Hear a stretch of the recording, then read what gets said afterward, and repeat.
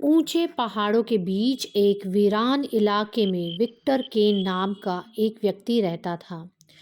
वो एक ex military man था जिसने एक सख्त और क्रूर सर्वाइवल कैंप बना लिया था।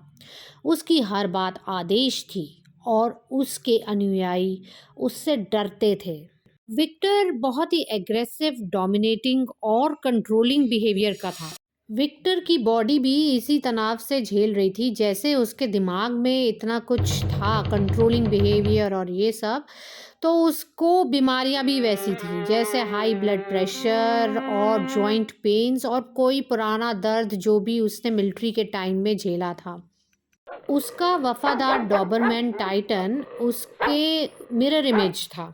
टाइटन भी उसके तरह गुस्से वाला और एकदम अग्रेसिव था। वो बिना सोचे किसी पे भी आक्रमण कर देता था और इसी वजह से उसको भी जॉइंट पेन के इशू रहते थे। उसने कई लड़ाइयाँ लड़ी थी और अब तो टाइटन के शरीर में इतने घाव भरे हुए थे। लगातार तनाव के कारण उसके जोड़ों में अकड़न और हार्मोनल इम्बैलेंस भी हो गया था। उसको पुराना ट्रॉमा भी रहता था और उसके जोड़ों में सूजन भी उत्पन्न हो गई थी। विक्टर और टाइटन एक साथ शासन करने के लिए नहीं, बल्कि आतंक फैलाने के लिए बने थे। वे एक लकड़ी के पुल से गुजर रहा था जब टाइटन अचानक एक आदमी पर झपट पड़ा, जिसने गलती से विक्टर के आगे कदम रख दिया था। उस आदमी की चीख गहरी घाटी में गूंज उठी और वह अंधेरे में समा गया।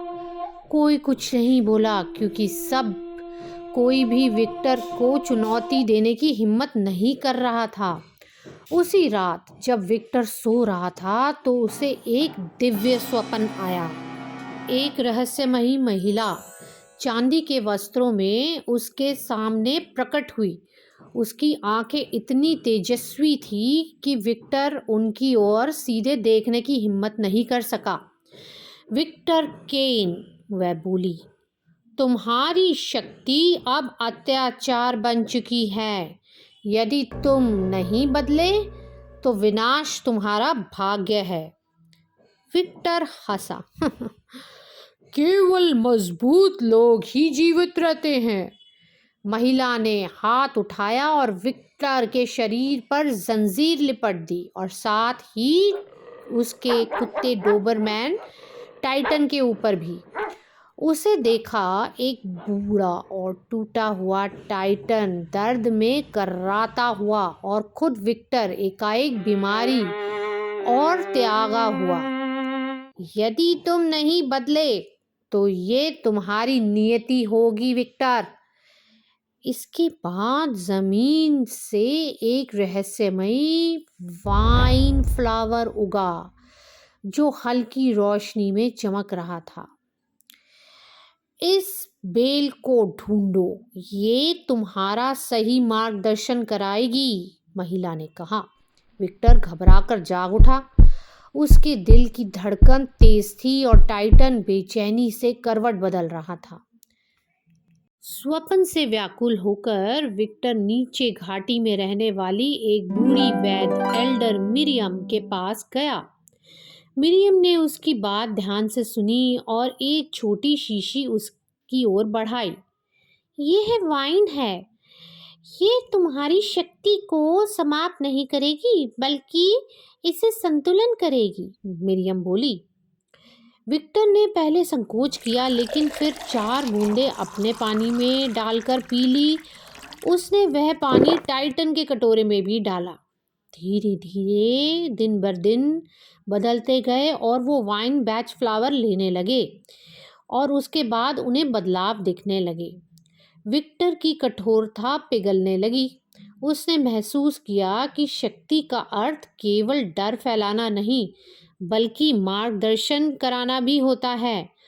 उसका जो हाई ब्लड प्रेशर था वो कम होने लगा, माइग्रेन गायब हो गया और उसका जो शरीर था वो अब हल्का महसूस हो रहा था। टाइटन भी बदलने लगा। वह पहले की तरह उग्र नहीं रहा, बल्कि एक शांत और रक्षक के रूप में बदल गया। फिर का वातावरण भी बदल गया। अब लोग डर कर नहीं बल्कि सम्मान से विक्टर की तरफ देखते थे। सूरज ढल रहा था। विक्टर और टाइटन एक पहाड़ी के किनारे बैठे सूर्यास्त देख रहे थे। विक्टर ने टाइटन के सिर पर हाथ फेरा और धीरे से कहा, सच्ची शक्ति नियंत्रण में नहीं, संतुलन में है। टाइटन ने उसकी ओर देखा। उसकी आंखों में पहली बार शांति और समझ की झलक थी। विक्टर को एहसास हुआ कि शक्ति का सही उपयोग केवल शासन करने में नहीं, बल्कि सही दिशा देने में है। तो दोस्तों, आपने इस कहानी से क्या सीखा? मैंने सीखा कि सच्ची शक्ति नियंत्रण में नहीं, बल्कि संतुलन को समझने में होती है। अत्याचार जो है वो विनाश का कारण होता है, आपको उसकी ओर ले जाता है, जबकि कंपैशन, करुणा, आपका मार्गदर्शन सच्चे नेतृत्व से कराती है। तो आई होप ये कहानी आपको या आपके किसी अपने की मदद करे। थैंक यू वेरी मच, आपने अपना टाइम दिया और वाइन बैच फ्लावर के यूजेस सुने।